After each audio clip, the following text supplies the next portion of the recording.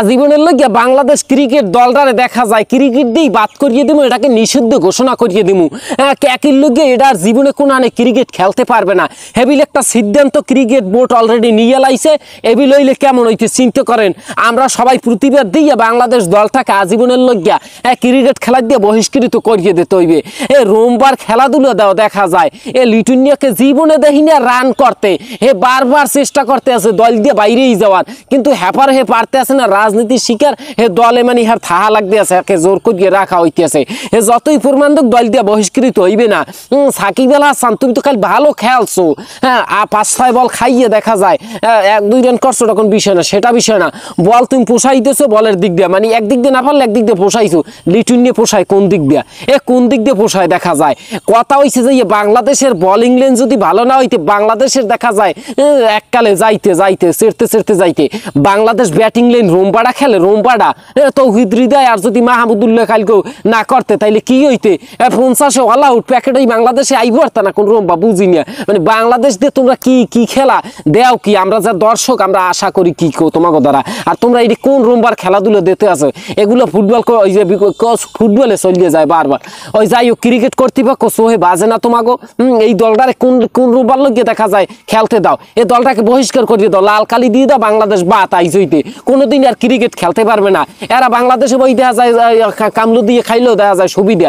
রোমবার লোকে খেলতে যায় এরা খেলতে যাইয়া পেট থেকে আউট হয়ে যায়, খেলতে ওড়ে কোন রুম বাহারতে। এই দল লইয়া মানে সামনের দিকে আউগনের কোন চিন্তা ভাবনা তোরা পাবা। T20 বিশ্বকাপ ঘরে লই জিততে পারবা, কালে ফুসুত করি আইনিয়া এরপর দেখা যায় তোমরা হেই দিয়ে কালে সেলফি ঘুমাবা, হেয়ে লইয়া বউবার দিয়ে ওই পুরস্কার লই তোমরা ঘুমাইতে পারবা বিছানায়। এই রকমের চিন্তা ভাবনা দাও না।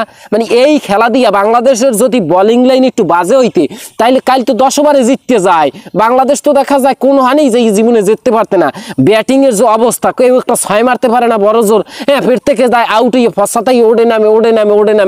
একটা দেখা যায় ওই যে খেলা চলতে আছে সার্কাস খেলা, 10 বল 20 বল টোকাইতে পারে। মানে T20 খেলা দাও নাকি তোমরা ওই যে খেলো টেস্ট খেলতে নামো? আমি তো বুঝতে আসি না। মানে টেস্ট খেলার নিয়মে তোমরা T20 খেলো।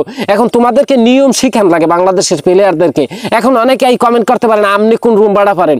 আরে ভাই আমি ফেললে আমি এই ওই ভিডিও বানাই কে? আমি ফেললো তো আমি ওই খেলতে যাইতাম। যে রুম্বাগুলো খেলতে যায় হেরা পারবে না, এখন নেছে কি লিখবে? হেরাও তো পারবে দেখেই নেছে, তা হেরা পারে না কা?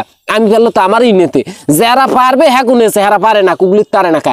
হেরা ছেড়তে পারে না, হেরা কোন রুম্বার লগে যায়? এর সঙ্গে বাড়ি বই বউ লইয়ে ঘরবে, পোলা পাইয়ারে সময় দেবে।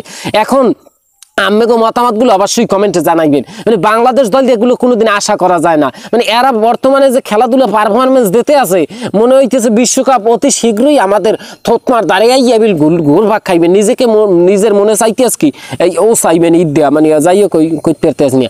এখন আপনি চিন্তা করেন কোন রোমবার খেলাধুলা দেয় বাংলাদেশ? আসলে এইটা কোনো দল, মানে বাংলাদেশের যে একটা স্ট্রং দল আছে, কে তোমরা একটু দর্শক মর্শক খেলোয়াড় বুঝতে নিতে পারলা না? তোমরা নেছো ফাঁসাতে যেটাই পারে না বরাবর দেখা যায় আন্ডা গোল আন্ডা ফেল করতে করতে যায়। এবার তুমি একে ক্লাস উঠেইতেই থাকো উর্ফির দিকে ক্যাকিল লইয়া।